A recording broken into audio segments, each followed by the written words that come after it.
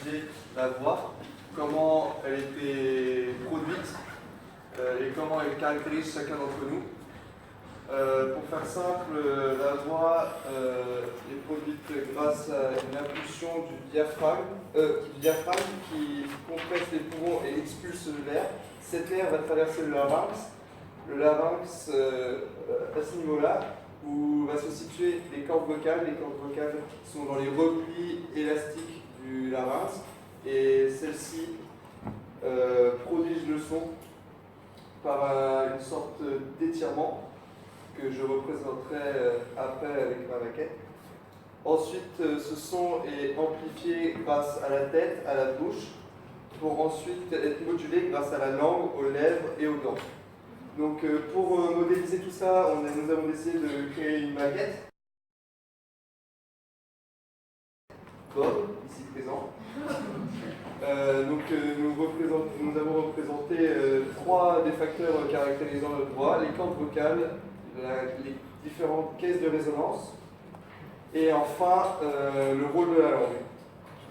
Donc, tout d'abord, pour modéliser les cordes vocales, nous avons utilisé tout simplement un ballon de baudruche, une matière élastique où de l'air essaye de s'échapper. Donc quand on essaye de pincer le ballon de baudruche, on peut voir que celui-ci produit un son.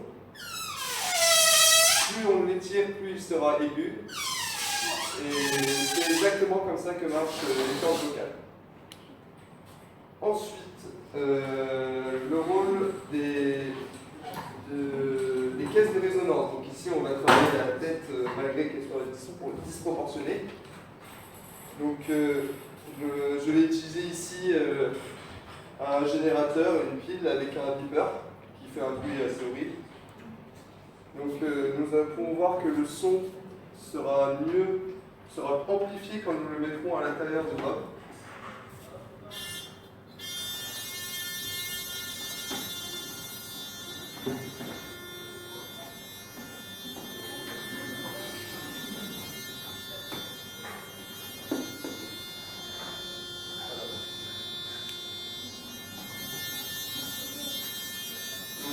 Cette petite expérience montre le rôle des caisses de résonance et enfin la dernière expérience que nous avons plus de mal à mettre en place et que nous n'avons pas réussi à l'entendre à l'oreille nue. Nous aurions été obligés d'avoir recours au logiciel Audacity qui ne fonctionne pas à cause de la coupure de courant aujourd'hui.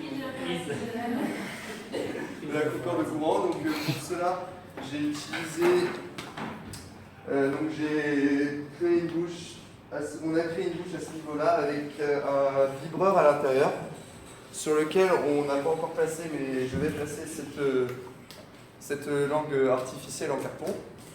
Avec les moyens de carton, hein. Voilà. Donc nous enregistrons d'abord le son avec le beeper à l'intérieur de Bob plus le bruit du vibreur pour ensuite l'enregistrer avec le beeper plus le bruit du vibreur avec la langue. Et nous avons vérifié sur Audacity, logiciel qui permet de regarder les fréquences et les spectres du son, que nous avons remarqué une différence entre les deux sons.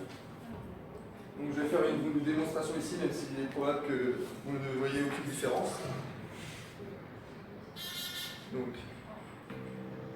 j'ai enclenché le vibreur.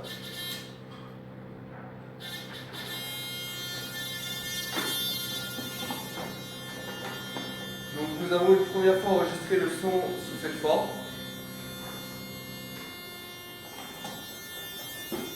Pour ensuite l'enregistrer sous une autre forme avec la langue qui va créer des sortes d'interférences pour moduler le son.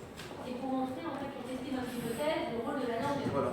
Pour tester l'hypothèse, on s'est posé plusieurs hypothèses. Peut-être que la langue a un rôle à jouer, peut-être que la tête a un rôle à jouer, etc.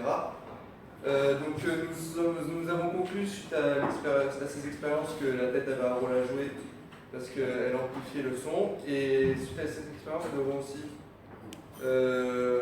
conclu que la langue avait un rôle à jouer parce qu'avec un simple morceau de carton, on arrivait à voir une différence. Alors avec une langue normale et articulée, on s'est dit qu'elle avait un gros rôle à jouer dans la production du son.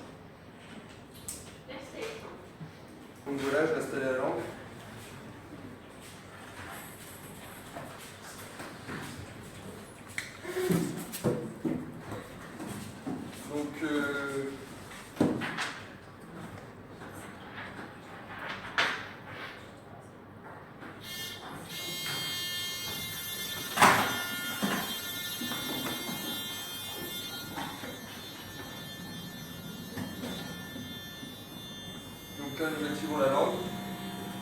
Ici.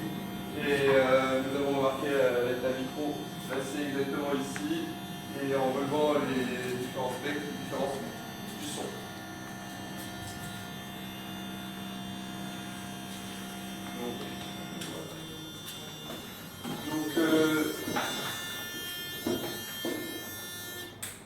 Suite à cette expérience, nous pouvions en conclure que grâce aux cordes vocales qui émettent le son, grâce à la tête, à la bouche qui amplifie ce son et grâce à la langue, aux dents et aux lèvres qui modulent ce son, que tous ces facteurs caractérisent la voix de chacun de nous.